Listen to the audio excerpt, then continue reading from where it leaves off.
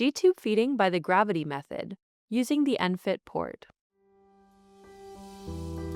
In this video, you will learn what is a G-tube and why you may need one, how to feed yourself using your G-tube, how to prevent your G-tube from getting blocked. This video shows a caregiver helping a patient with her G-tube. Some patients may not need help. You may be able to use the G-tube yourself. This video will use the word "you" to describe actions you or your caregiver can do. What is a G-tube and why you may need one? If you have an illness, side effects, or had surgery that makes it hard to eat and drink, you may get a gastrostomy tube, also called a G-tube. A G-tube allows formula is liquid food, water for hydration, and medicines approved by your doctor to go directly into your stomach. A G-tube is a thin, flexible tube. One end is placed in your stomach, and the other stays on the outside of your body. A G-tube has several parts. The balloon is filled with sterile water and keeps your G-tube in place inside your stomach. The bolster is a piece of soft plastic that sits on top of the exit site. The bolster keeps your G-tube from moving further inside your stomach. The exit site is the area of skin on your belly under the bolster where the feeding tube comes out. The end of your G-tube has 3 ports that may look like this. This type of port is called an ENFit port. The feed port is where you will give yourself formula. It may have a label that says feed or feed only on it. The medicine port is where you will give yourself medicine if needed. It may have a label that says medicine or enteral meds only. The balloon port. Only a nurse or doctor should use this port. Incorrect use could cause the G-tube to come out of your stomach. This could lead to a serious infection or the need to have the G-tube reinserted or replaced. Never use this port. How to feed yourself using a G-tube.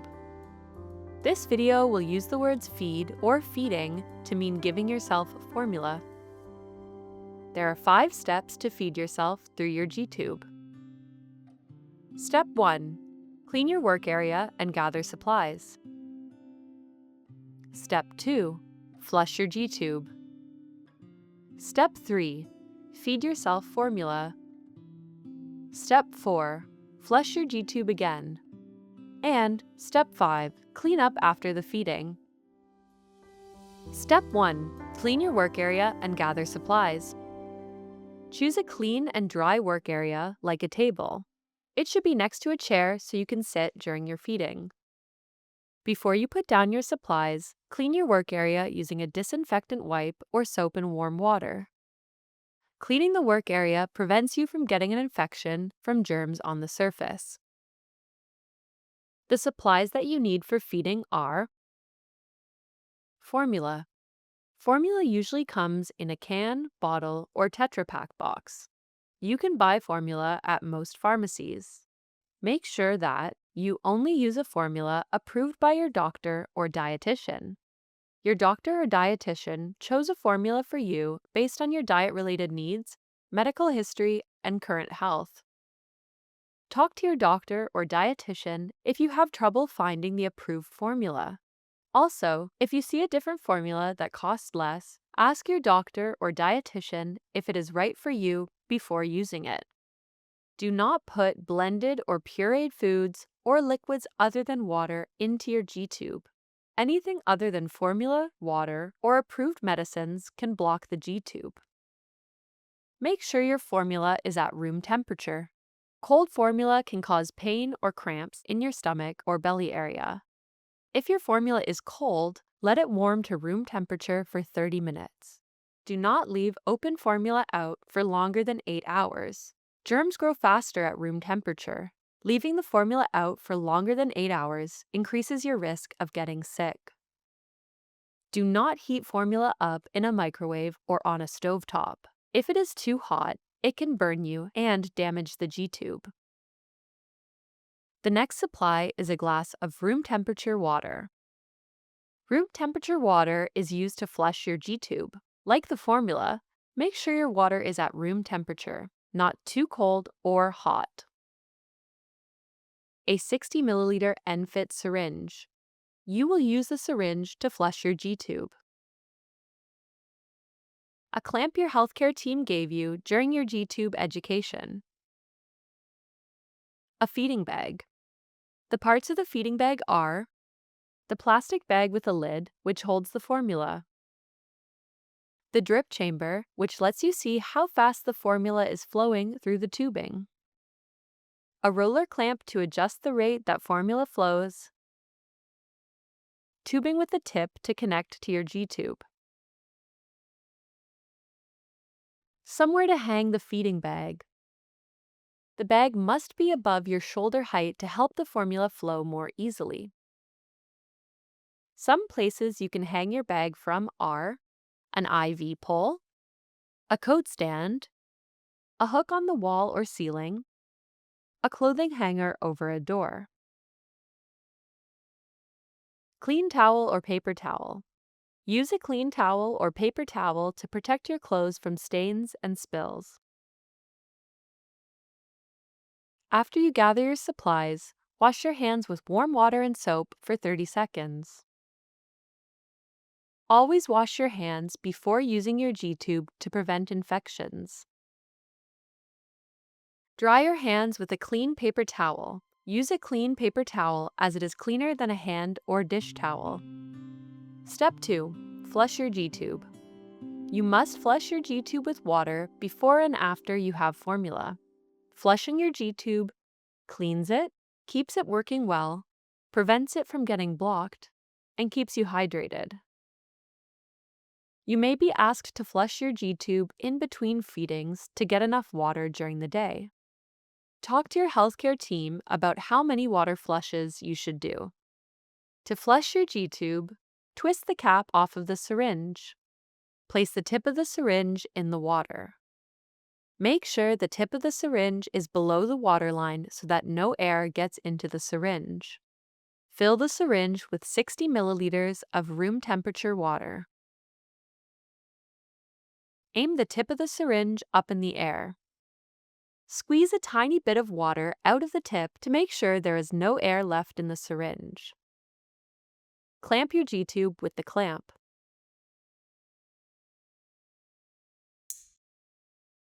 This will stop fluid from spilling from the G-tube when the cap is removed.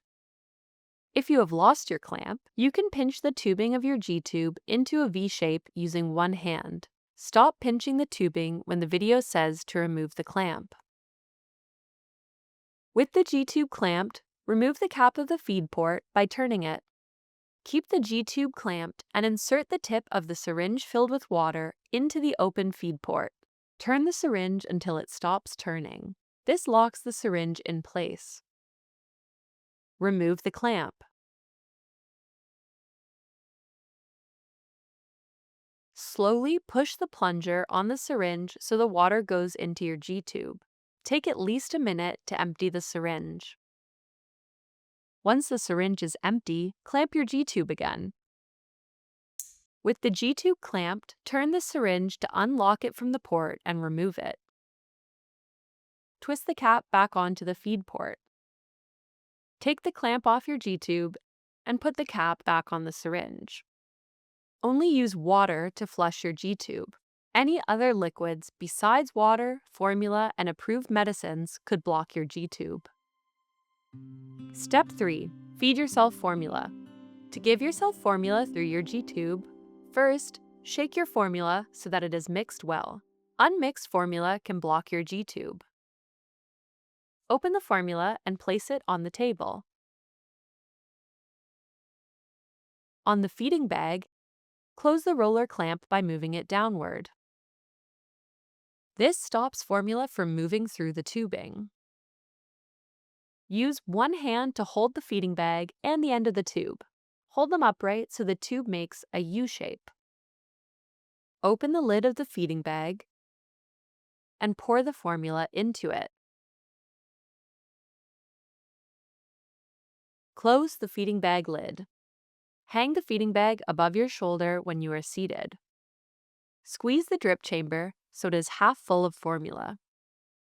Slowly open the roller clamp by moving it upward until you notice the formula moving through the tubing. Take the cap off of the tip of the feeding tube and aim the tip into the empty formula container. When the formula starts to drip from the tip of the feeding tube, close the roller clamp and place the cap back onto the feeding tube tip.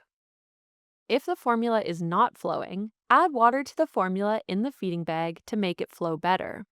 You can add up to 1 cup of water, 250 milliliters, each feeding.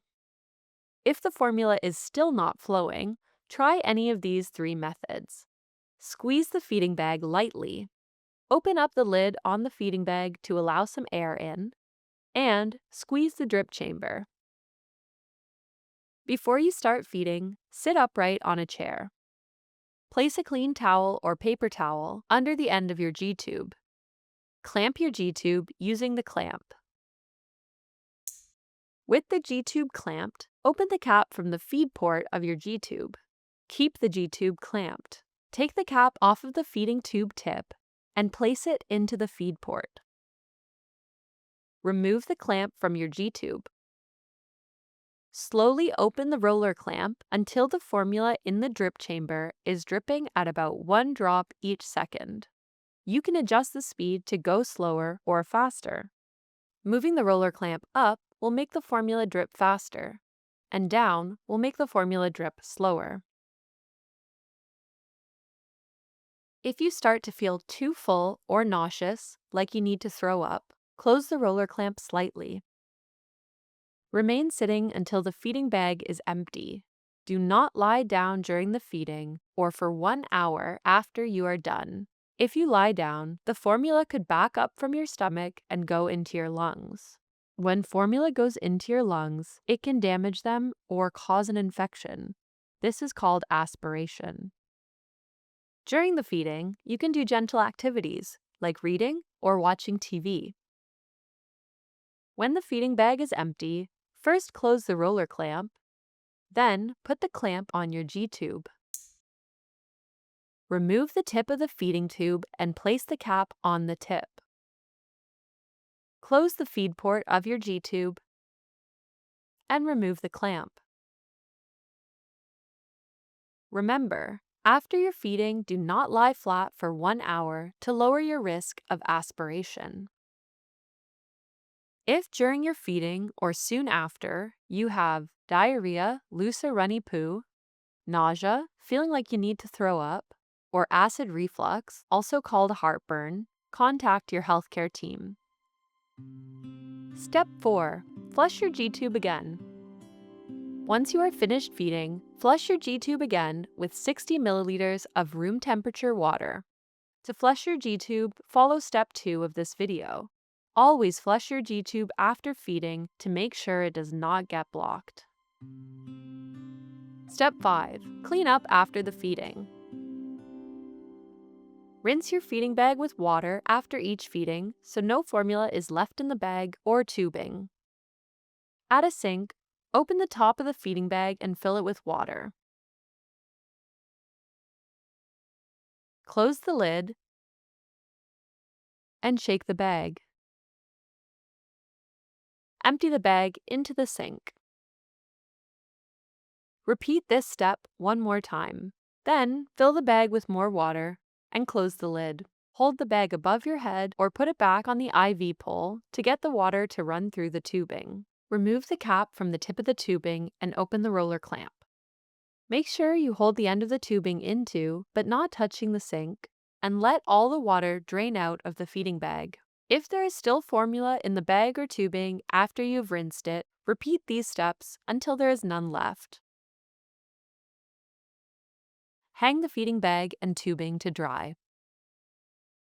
Rinse the cap of the tubing tip and let it dry on a clean paper towel. At the end of the day, repeat the same steps, but add a small amount of liquid dish soap to the water. Do not use any other cleaning products. Rinse well to make sure all of the soap is removed. Your feeding bag and tubing are ready for use the next day. Clean your syringe at the end of the day. Wash the syringe with warm soapy water. Take it apart and rinse with water until the soap is removed. Allow it to air dry. Replace your feeding bag and syringe every 7 days. The bag and syringe can become dirty even if they get cleaned. If they get discolored or harder to use before 7 days, replace them earlier. Ask your healthcare team how to get new feeding bags and syringes. How to prevent your G-tube from getting blocked. To prevent your G-tube from getting blocked, flush your G-tube with 60 milliliters of room temperature water in the morning and night, even if you do not use your G-tube. Flush your G-tube with 60 milliliters of room temperature water before and after a feeding. No food or drinks other than your approved formula and water should go into your G-tube. Always shake the formula well before using it. Do this to make sure it is mixed well. If your G-tube has come out of the exit site, do not try to put it back in. Cover the exit site with gauze if you have some close by, or use a clean face cloth. Go to your nearest emergency room right away. For more information about your G-tube, including what you have seen in this video, review the Tube Feeding by Gravity brochure. You can get a copy of the brochure online at uhn.ca. Search Tube Feeding by Gravity or scan this QR code. At the Princess Margaret Patient and Family Library, or by asking your healthcare team for a copy. Talk with your healthcare team about any questions or concerns you have.